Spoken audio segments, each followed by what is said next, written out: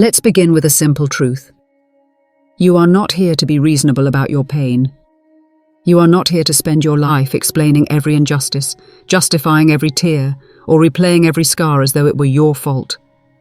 That narrative, the one that says the moment they broke you was the end of your story, could not be further from the truth. The second someone thought they shattered you, that was the very moment your true story ignited, forged in the heat of your own liberation. I'm not here to treat healing like a to-do list, a series of steps to tick off, as if resilience were a spreadsheet you can update and call it good. I'm here to talk about reclaiming the chapters of your life that were stolen, mislabeled, and twisted by people who never had the right to hold your pen. Together, we'll explore how to dismantle the old script, bone by bone, and rebuild something that vibrates with your authentic power. The moment of awakening. You know that instant I'm talking about. It's seared into your memory. You're standing in some dimly lit room. Maybe it's a literal room, maybe it's the claustrophobic space of your own mind, and something inside you had had enough. It wasn't a polite resignation. It was a rebellion. A single thought cracked through the silence. I can't live like this anymore. Not because you gave up, because your spirit stood up. It knelt no more before injustice. It refused to be erased. That moment of revolt was divine, quiet, sacred, the kind of thunderless revolution that ripples out in ways you can't see at first. You may not have realized at the time what you were doing. You simply felt the urgency of exit, the primal need to cut the cord without explanation or fanfare. And your soul knew. It was time to flip the entire script, not rewrite it politely, but burn it to embers and rise anew. When silence becomes strategy, after that decisive moment, there was a period of hush. You discovered that sometimes your fiercest defense is utter silence. You stopped begging for apologies. You stopped begging for understanding. You stopped begging even for recognition. And people noticed your quiet. They wondered why you vanished. They tried to lure you back with half-hearted peace offerings. But the truth is your silence was not absence, it was strategy. It said, I won't be tethered to your version of me. Your silence became a boundary so impermeable that manipulation bounced off it. Every time they tested you, you held your ground.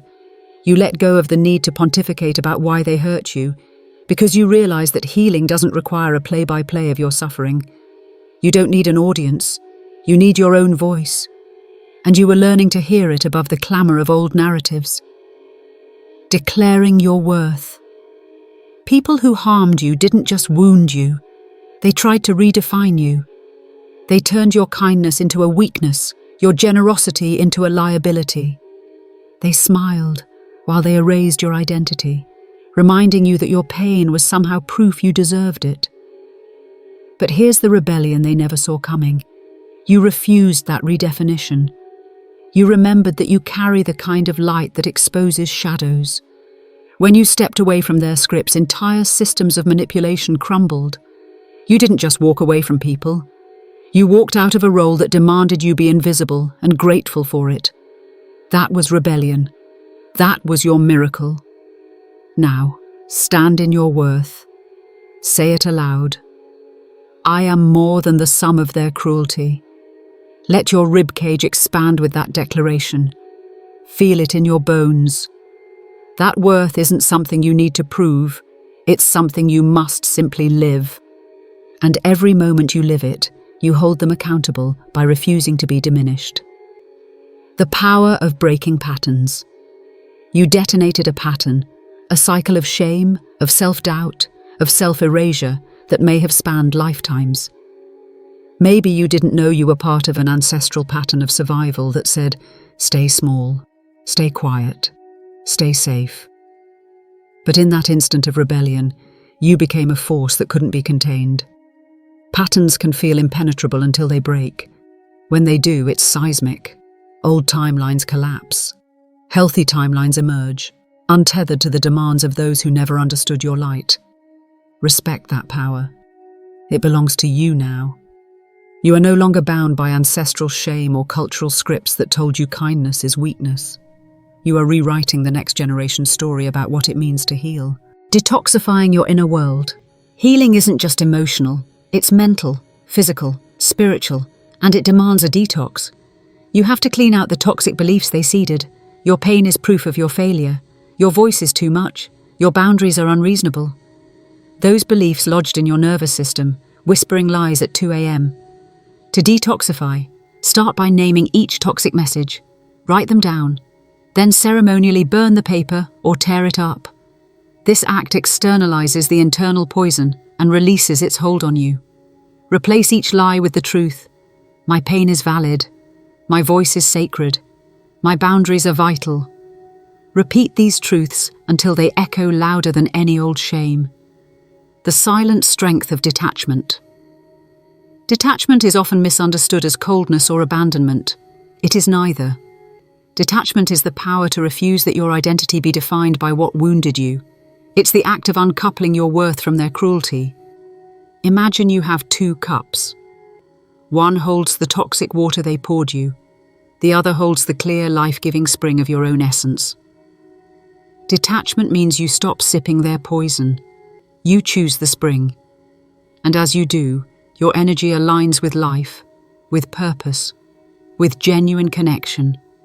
You become magnetic to experiences that nurture you and invisible to those who once exploited you. Your silence is a throne. There was a time you thought vengeance meant proving them wrong. Success, wealth, applause. But vengeance has a different face. Self-possession.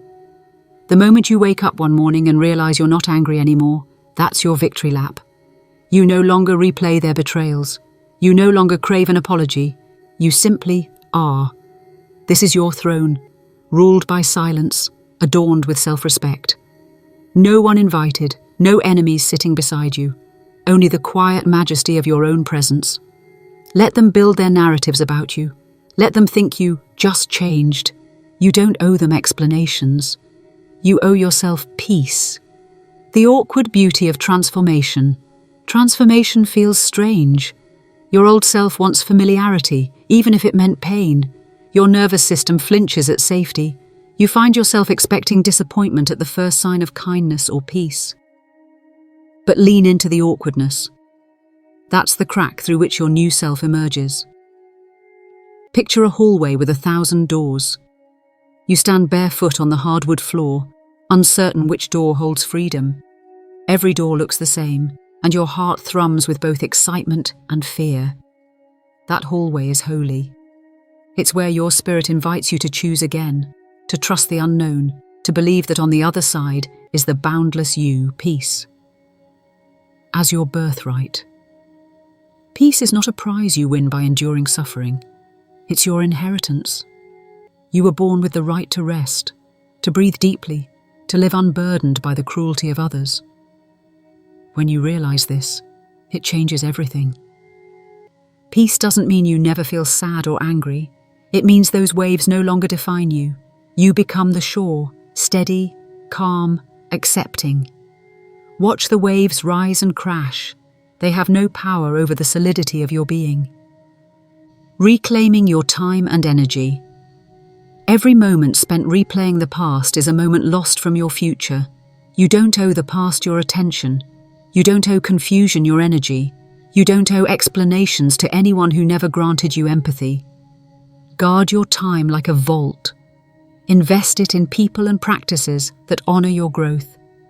Read books that uplift your spirit. Surround yourself with people who marvel at your light rather than shade it.